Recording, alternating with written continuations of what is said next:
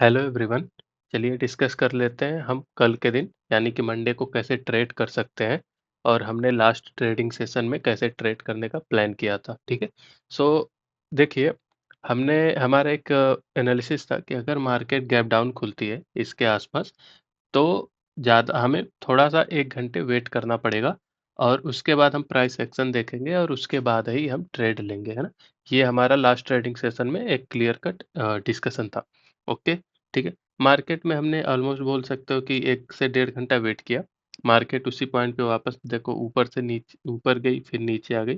फिर एक क्लियर बोल सकते हो, अगर यहाँ पे एक ट्रेड लिया होगा सपोर्ट पे, है ना? एक सपोर्ट पे जब यहाँ पे बुलिश पैटर्न बना, तो एक हमारा एक टारगेट था 25,900 के आसपास, एक क्लोजिंग के आसपास टारगेट था हमारा। मार्केट ने तुरंत नहीं दिया लेकिन हमारा लास्ट तक दिया, ठीक है?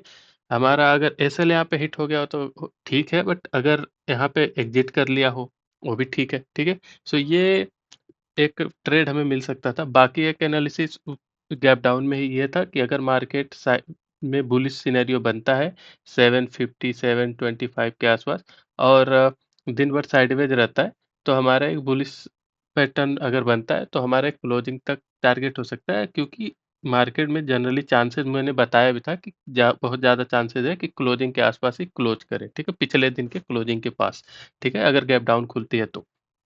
मार्केट ने यहाँ पे दोबारा एक बार ट्रेड दिया था, लेकिन प्रॉब्लम ये, जैसे ये जो ट्रेंड लाइन है ना, ये जो बनी हुई है क्लियर कट ट्रेंड लाइन देखो, मार्केट ने इसके ऊपर ट्रेड तो दिया लेकिन एक ही कैंडल में ये ट्रेड यहाँ पे पहुंच गया, वो टारगेट ही हिट कर दिया। तो यहाँ पे एंट्री ऐसे दिख तो रहा है कि एक बहुत अच्छी ट्रेड मिल सकती थी, बट बहुत कम चांसेस है कि यहाँ पे किसी ने एंट्री लिया होगा, क्योंकि देखो ब्रेकआउट जब होता है इस टाइप का, तो ऐसे होना चाहिए कि मैं दिखाता हूँ थोड़ा सा। अगर यहाँ पे जाओ तो यहाँ पे क्लोजिंग होने के बाद यहाँ पे थोड़ा रुके, फिर उसके बाद एक कैंडल बनाए, छोटी छोटी कैंडलें बना के जाए, जैसे इस टाइप से, है ना?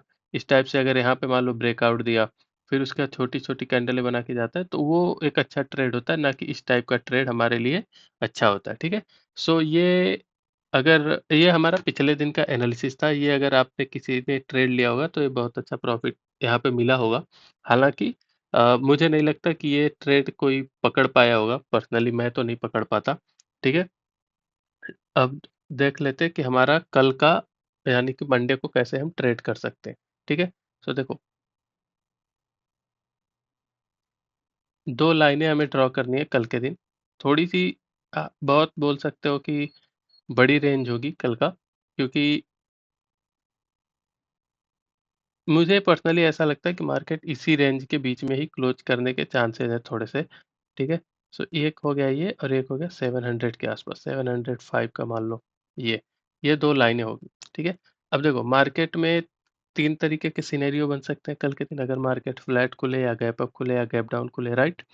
अच्छा, ये तो हो सकता है। अब देखो मार्केट कर क्या रही है, मार्केट में देखो तो यहाँ पे बाइंग हो रही है, बायर्स आए, फिर उसके बाद दोबारा बायर्स आए, सेलर्स ने कोशिश किया 26,000 के आसपास, सेलर्स, फिर यहाँ पे नेक्स्ट डे गैप डाउन खुली, तुरंत ही मार्केट ने रिकवर कर दिया, है ना? सेलर्स ने दोबारा ट्राई किया, तुरंत मार्केट ने रिकवर कर दिया। यहाँ के आसपास इलेक्शन का रिजल्ट आया, फिर उसके बाद मार्केट ने तुरंत रिकवर कर दिया ना। तो अभी मार्केट में थोड़ा-सा बुलिशनेस है। हम अभी बोल सकते हो कि थोड़ा-सा पुट के साइड बायसनेस थोड़ा-सा हमें कम करना पड़ेगा, ओके? ठीक है? अब चलो 3 सिनेरियो होते हैं, 3 सिनेरियो हम अच्छे से डिस्कस कर लेते हैं, ठीक है? सो एक तो देखो, मार्केट जब खुलती है फ्लैट, मार्केट जब खुलती है फ्लैट यहाँ के आसपास, तो देखो यहाँ पे क्या होगा, 3 सिनेरियो बनेंगे देखो। एक लाइन ड्रॉ कर लेना 25,960, 950 कर लो मोर प्रिसाइज़। अब मार्केट यहाँ पे खुले, यहाँ पे खुले, यहाँ पे खुले, यहाँ पे एक बुलिश सिनेरियो बनाए और इसको तोड़े 950 को। 25,950 को तोड़े तो हमारा एक हो जाएगा टारगेट 26,060 का, ठीक है? ये हमारा टारगेट हो जाएगा। एसएल बोल सकते हो 25,920 का रख देना, है ना? ये इतना, या फिर 960 का, 16 का इसके क्लोजिंग का एसएल रख देना। ये हो जाएगा हमारा जब मार्केट फ्लैट खुलती है तो, ठीक है? इस ये लाइन 25 था इसके ऊपर, या फिर बोल सकते हो कि यहाँ पे, यहाँ पे, यहाँ पे कैसे भी मार्केट हो सकता है, यहाँ पे खुले, यहाँ पे रीटेस्ट कर ले, आप सपोर्ट ले ले और उसके बाद से ऊपर जाए तो, ठीक है? ये एक हो गया। अब मान लो इसी रेंज में ही खुलती है, ठीक है, या फिर यहाँ पे खुलती है और मार्केट 880 को तोड़ देती है, 25,880 को। तो क्या होगा कि हो सकता है कि मार्केट थोड़ा-सा ऐसे होता है ना, खुद को थोड़ा-सा रिट्रेस करने के मोड में आ जाए। तो अगर मार्केट इसी में इसके आस-पास ही खुल के इसको तोड़ देती है, फ्लैट खुल के, तो थोड़ा-सा बोल सकते हो कि छोटा-सा हमें टारगेट 25,800 तक भी मार्केट आ सकती है यहाँ तक, ठीक है? तो ये छोटा-सा अगर ट्रेड लेना चाहो तो एक ट्रेड ले सकते हो। थोड़ा-सा क्वांटिटी कम कर देना क्योंकि ये रिट्रेसमेंट है, ये ट्रेड नहीं। देखो बाइंग जैसे मान लो ये अप डायरेक्शन, ये जो होता है ना इसको बोलते हैं रिट्रेसमेंट या करेक्शन। तो ये वाला ट्रेड की मैं बात कर रहा हूँ। तो इसके थोड़ा-सा 880 के नीचे है तो थोड़ा-सा हमें बोल सकते हो 800 तक के टारगेट हमें मिल सकते हैं 25,800 के, अगर फ्लैट खुलती है तो। ठीक है? तो फ्लैट में हमने दोनों केस डिस्कस कर लिया, ऊपर जाने का, नीचे जाने का। ठीक है? ऊपर का भी बता दिया, नीचे जाने का बता दिया। अब दूसरा केस क्या हो सकता है? दूसरा केस हो सकता है गैप अप का। तो एक लाइन होगी हमारे पास 26,060 की। ठीक है? 26,060 की। मार्केट मान लो इसके पास गैप अप खुल जाती है। तो क्या होगा देखो, यहाँ बाइंग हुई, यहाँ बाइंग हुई, ये बाइंग हुई। मार्केट में यहाँ पे 2 दिन बाद छुट्टी के बाद इतना बोल सकते हो कि गैप अप खुल रहा है। तो क्या होगा, प्रॉफिट बुकिंग आ सकता है, राइट? प्रॉफिट बुकिंग आ सकता है। तो उसकी वजह से क्या होगा, मार्केट नीचे आएगी। नीचे कहाँ तक आ सकती है? यहाँ तक। लेकिन प्रॉब्लम क्या आ रही? प्रॉब्लम आ रहा है 26,000 का साइकोलॉजिकल नंबर। ये एक सपोर्ट की तरह काम करेगा। तो क्या होगा कि मार्केट अगर मान लो ऊपर खुलती है गैप अप, तो हम पुट का ट्रेड तो लेंगे लेकिन हमारे टारगेट ज़्यादा बड़े नहीं होंगे, ठीक है? हमारे टारगेट हो जाएंगे 25,050 तक, 950 तक। ये हमारे टारगेट होंगे, ठीक है? छोटा सा टारगेट। तो अगर ये ट्रेड लेना चाहो तो ठीक है, वरना यहाँ के आसपास अगर बुलिश कोई सिग्नल देती है मार्केट, बुलिश सिग्नल, तो फिर हम एक कॉल का ट्रेड बना सकते हैं। मैं पर्सनली इस ट्रेड में ज़्यादा इंटरेस्टेड रहूँगा, ना कि इस ट्रेड में, ठीक है? सो देखो गैप अप खुलती है तो थोड़ा सा उसको प्रॉफिट बुकिंग होने देना, रिट्रेस होने देना यहाँ के आसपास, और यहाँ पे अगर कॉल का सिनेरियो बनता है तो एक कॉल ले लेना। टारगेट हमारे 26,150 के हो जाएंगे, ठीक है? ये हो गया हमारा गैप अप का सिनेरियो। अच्छा, ये जो सिनेरियो है ये वाला गैप अप का, फ्लैट का, ये तो हमने डिस्कस कर लिया। अब आ जाओ लास्ट डिस्कस कर लेते हैं गैप डाउन का। मान लो कि मार्केट किसी बैड न्यूज की वजह से गैप डाउन खुल जाती है, ठीक है? यहाँ के आसपास, यहाँ के आसपास, ठीक है?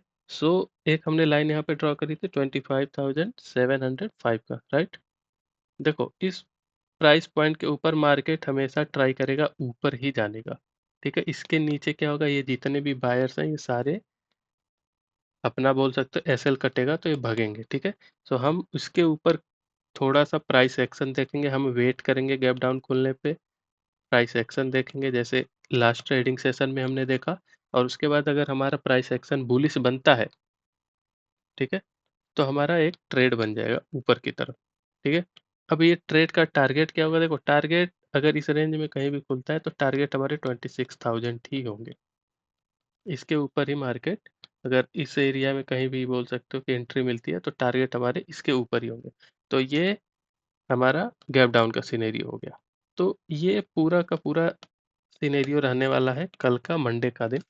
ओके, देखो हमेशा रिस्क मैनेजमेंट के साथ ट्रेड करना, ठीक है? और डिसिप्लिन में ट्रेड करना।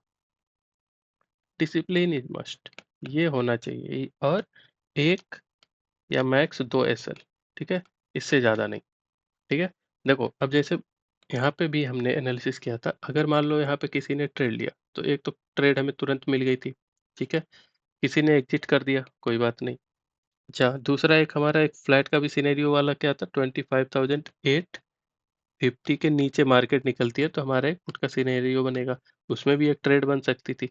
लेकिन ये सिनेरियो बनने का फायदा तब नहीं मिलेगा जब आप डिसिप्लिन में नहीं रहोगे और अपना रिस्क मैनेज करके ट्रेड नहीं करोगे। मैं ये बताने की कोशिश कर रहा हूँ कि अगर मान लो आपके पास 1 लाख का कैपिटल है और आपने 1 लाख पूरा लगा दिया, तो आप यहाँ पे जो चार्ट पे हो रहा है वो नहीं देखोगे, आपका पीएनएल देखोगे। और ये बहुत ज़्यादा नुकसानदायक होता है। हमें चार्ट पे देखना होता है कि चार्ट पे आखिर हो क्या रहा है, क्योंकि इवेंचुअली क्या है, अंत में चार्ट पे जो होगा उसी हिसाब से पीएनएल वेरी करेगा, ना कि पीएनएल के हिसाब से चार्ट वेरी करेगा, राइट?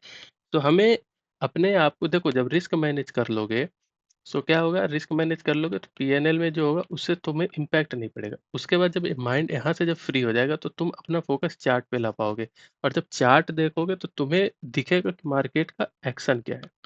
ठीक है, मार्केट में चल क्या रहा है। और जब मार्केट में हमें ये पता चलता है कि मार्केट में चल क्या रहा है, तो हम और बेहतर तरीके से ट्रेड कर पाते हैं। हमारी ट्रेडिंग स्ट्रैटेजी, ट्रेडिंग जो जर्नी है वो और अच्छे से इम्प्रूव होती है, राइट। सो ये इतना मैनेज करना, ठीक है, ये थोड़ी सी लर्निंग में लास्ट में दे दिया। ठीक है, अभी के लिए फिलहाल इतना ही, मिलते हैं एक नेक्स्ट वीडियो में नई लर्निंग के साथ। Thank you very much.